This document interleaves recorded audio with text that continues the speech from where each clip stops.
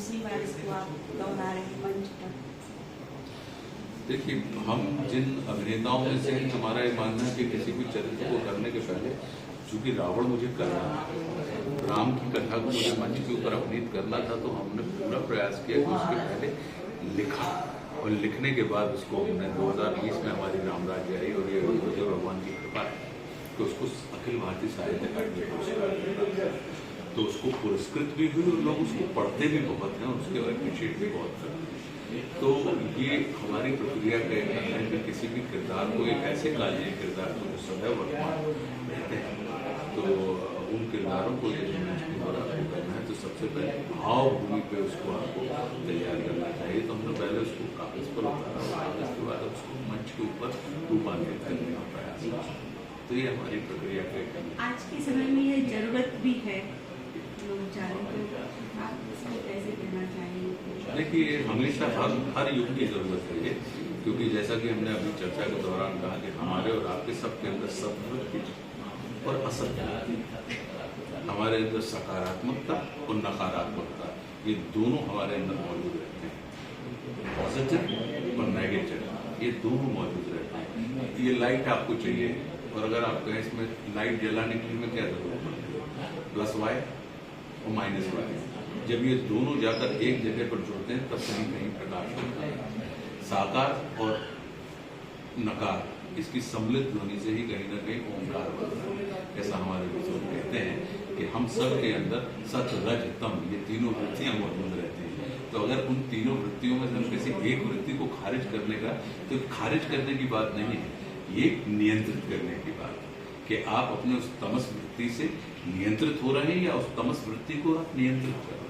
हम उसको समाप्त करने का प्रयास करते हैं, लेकिन बुजुर्ग कहते हैं कि ये तो प्रकृति का एक आवश्यक है, ये समाप्त नहीं होती, इसके ऊपर इसको साधा जाता है। तो समाप्ति का प्रयास नहीं है, साधने का प्रयास है। तो हमारा पूरा का पूरा जो विचार है, मेरा ये मानना है कि ये चीजें तो तब भी आवश्यक थी, आज भी आवश्यक है और आगे भी आवश्यक रहेंगी।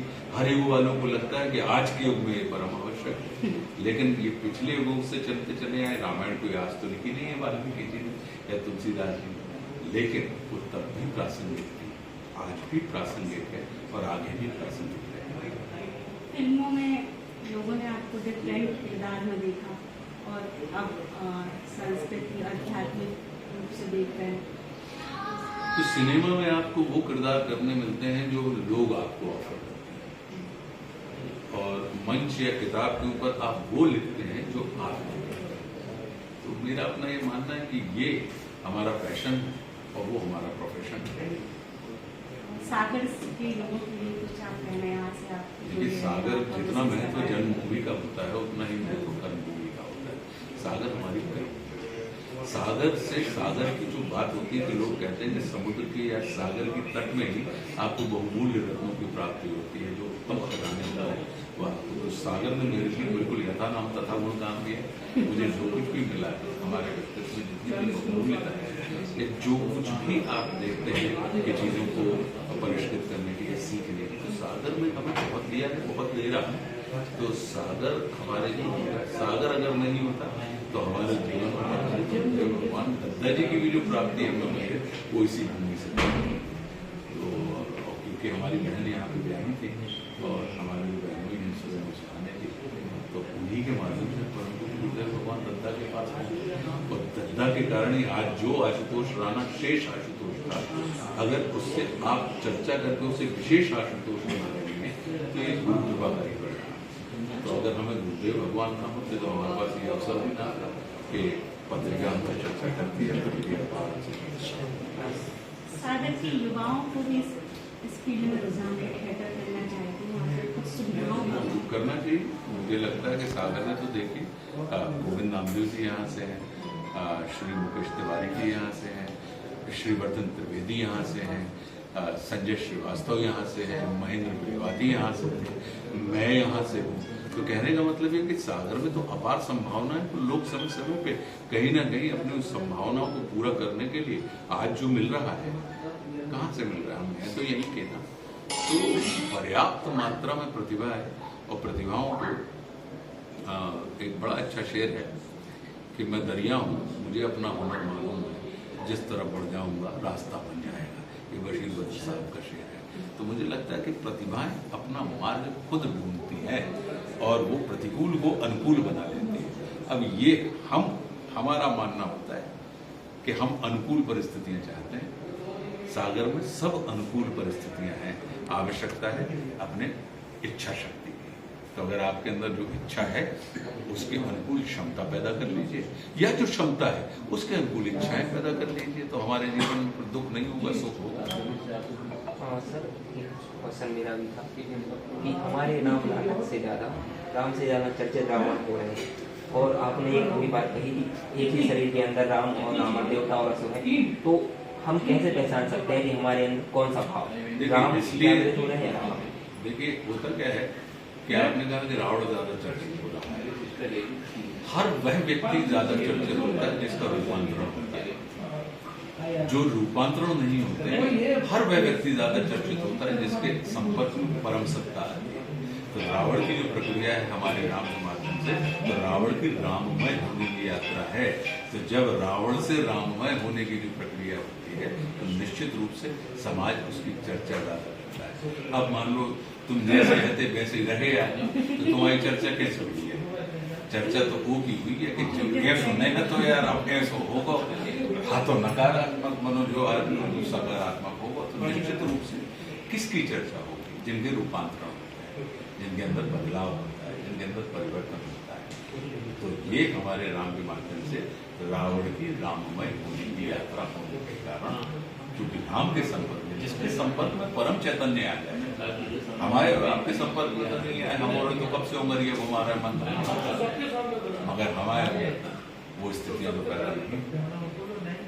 परमात्मा निराकार से साकार की बिरादरी में नारायण ने शरीर जन्म दिया, किसके निदान के लिए, किसके संहार के लिए, किसकी समाप्ति के लिए। तो हम पुण्य भी मन लगा के नहीं करते और हम पाप भी मन लगा के नहीं हो रही है ना। तो अगर हम मन लगा के करने लगे, उनकी तो बड़ी घोषणा, वो तो ये कहते हैं कि तुम अगर राम को एक बार कह दो मैं प्रकट हो जाऊंगा, और राम नहीं कह सकते तो राम में छिपी हुई आग की मात्रा को मन लगा के कह दो तो मैं प्रकट हो जाऊंगा। मनोहमनों के सामने तो हमारे जीवन में हमें काला करो, क्या कह रहे हैं? वो ये कह रहे हैं कि बस शब्द में शक्ति होती है, बशर्ते वो सुंदर से बोले जाए। तो जितने भाव से हम गालियां देते हैं किसी को, तो गाली का प्रभाव पड़ता है। अगर कोई हमको गाली दे, तुमको गाली दे, तुम 10 फुट दूर से उसकी गर्दन पर झूम जाओगे, पकड़ दोगे। तो इसका मतलब क्या है? उसके मुंह से निकले हुए शब्द ने, अगर अपशब्द ने तुमको संचालित कर दिया और तुम्हारे अंदर शक्ति आई और तुम उसकी गर्दन पर चढ़ गए, तो फिर भाई साहब हम जो मंत्र पढ़ते हैं तो फिर उसके अंदर उतनी शक्ति क्या नहीं? मंत्र में उतनी ही शक्ति। तो आवश्यकता क्या है कि अगर अपशब्द संचालित हो सकता है तो मंत्र और सुशब्द संचालित क्यों नहीं हो सकते? अंतर इतना है कि जिस शिद्दत से तुमने अपशब्द बोले, क्या उस शिद्दत से तुम सुशब्द या उन मंत्रों का जाप कर रहे हो? अगर करोगे तो विश्वास करना, हम लिख के दे रहे हैं कि तुम में 10 फुट खड़े, अगर अपशब्द तुमको 10 फुट दूर से संचालित कर रहा है तो मंत्र तुमको 100 फुट दूर से संचालित करेगा। इसलिए हम संतों के संपर्क में घुसते हैं। जब आते हैं संतों के संपर्क में, तुमने देखा होगा कि हम चिंताओं से ग्रसित होकर आते हैं, लेकिन जैसे ही कमरे के अंदर प्रवेश करते हैं आप चिंता विहीन हो जाते हैं। वो क्या था? आपने चर्चा ही नहीं करी किसी संत से, लेकिन आपने उनके दर्शन मात्र से आप चिंता विहीन हो गए। वो क्या था? वो उनकी मांत्रिक शक्ति है, वो उनकी साधना की शक्ति है, जिसने आपके चित्त का रूपांतरण कर दिया और एक चिंतित चित्त को उन्होंने निश्चिंत चित्त में समर्पित कर दिया। जब आप बाहर निकलते हैं तब आपको याद आता है, कह रहे गुरुजी से तो हम ये चर्चा करने आए थे और हम भूल गए होते जाके। तो मतलब जो जिसकी उपस्थिति में अतीत और भविष्य दोनों मुक्त होकर, दोनों से मुक्त होकर आप वर्तमान में उपस्थित हो जाते हैं, तो शब्द में, मंत्र में तो उतनी शक्ति होती है। और हमारा अखंड विश्वास है वही है। एक अच्छा शेर है कि अकीदत, इबादत, मोहब्बत करके तो देखो, गुलामी संत और भगवान की खाली नहीं जाती। तुम करके तो देखो।